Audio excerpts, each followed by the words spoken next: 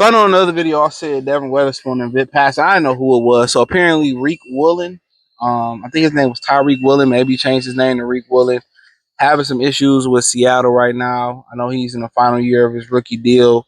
I think it's $5 million. A lot of people saying that the Lions should bring him in. I still think if they bring anything else in, it's probably a pass rusher still. Um, but let's talk about it. Thumbs up the video, share the video, subscribe to the channel, and the subscribe button, it's the bell icon.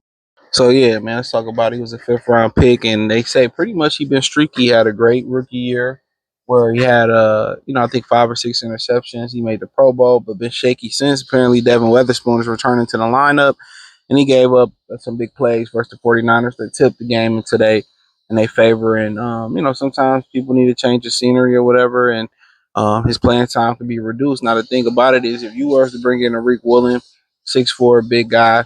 Now, obviously, you probably have a contingency plan if it don't work out at corner, move him to safety at that size, especially if you can get him to tackle or if he can tackle.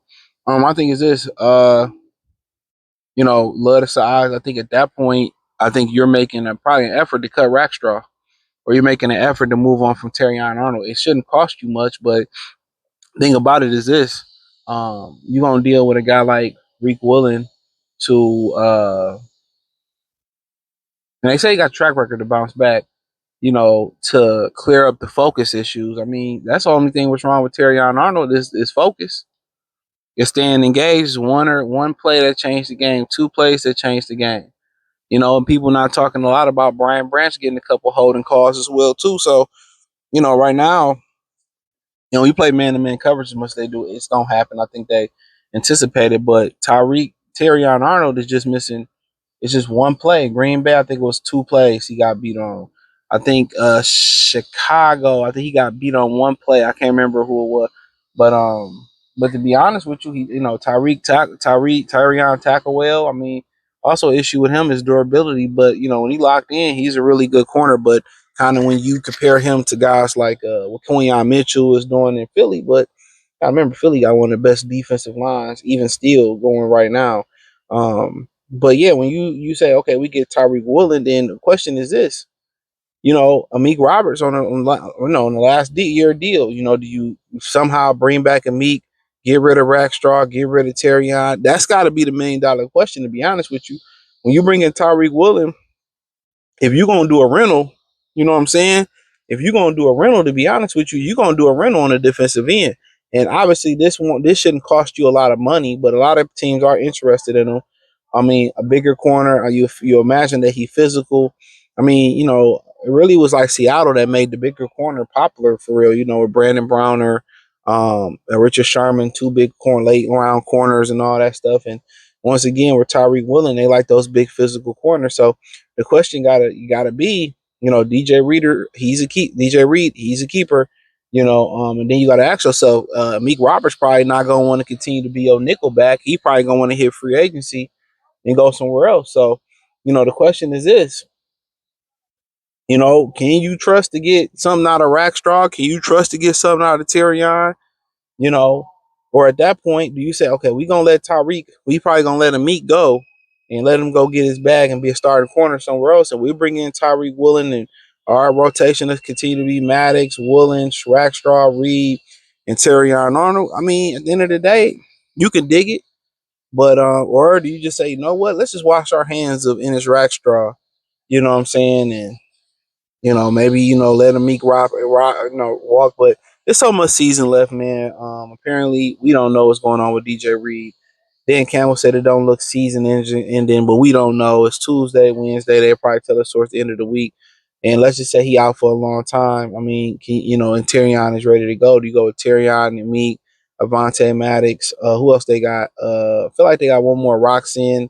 Or do you go out there and you make that move? And you got to see what else out there from a cornerback position. Maybe you look at places like Miami and see what they got at corner.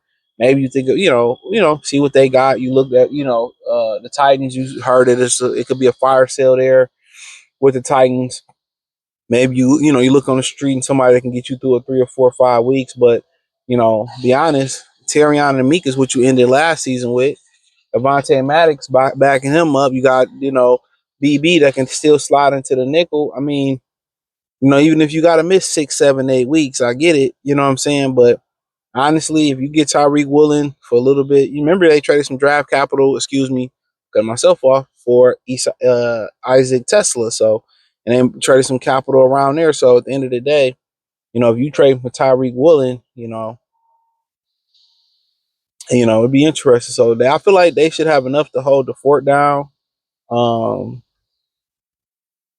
Especially with the versatility in the back end. But hey, man, maybe you look to bring in back a F.A. Melifano, who plays some corner in this league. I don't know what he's doing in Miami. Maybe you look around the league, but I still think if you making a move, you probably going to make a move for Thibodeau or Trey Hendricks, Chenderson, or you going to make a move for additional pass rusher. That's my thing before I make a move for a corner. But like I said before, Tyrion can never stay healthy. He another one that's always banged up. So but yeah, I mean, if they get him, they get him. Obviously there's a couple teams that's monitoring the situation with him, and maybe he need to be put in a different system, a different situation. But it will be, beef you up a little bit at corner. But honestly, I think maybe New England might get some buyer's remorse on Carlton Davis. I don't think you go to that extreme, but I'm just throwing some things out there. But yeah, I mean, you know, fresh start. And if he can't stay consistent and stay good in Seattle, you know what I'm saying, in a contract year, maybe get him on the cheap for another year or two. But I think it's some questions that got to be answered inside that room with Terrion and Ennis Rackstraw. That's, it got to be answered. So Terrion, he got to be consistent, and then he do a podcast, and it's like, bro, just focus on what needs to be focused on. Well, game is the game, right? But yeah, man. I mean, I think pass rushers still, adding another pass rusher is more a priority. But if DJ Reed he out for a while, then hey, we all understand it, bro. So we'll get it. But I don't know what's the rest of the competition like out there, and who gonna be selling, who gonna be buying. So a lot of people think Tennessee could be selling, Carolina could be selling. They got blew out again. So it's gonna be interesting to see, how it lays and how it plays out. But as of right now, I mean, I don't think it's the panic mode right now. But Lions really got to look into, the severity of how the severity of this issue with the injuries that they're having. So how they can fix it. It was just practicing a little bit less physical, giving guys a couple days off, more rest. But let's see what happens. But hey, check out Detroit Lions Talk playlist. Thumbs up the video, share the video, subscribe to the channel. Next subscribe button is the bell icon button. Hit all notifications, increase your chance, get notifications. We go live or drop video. Hit the link tree. You can find me everywhere. I appreciate the love and support. Peace.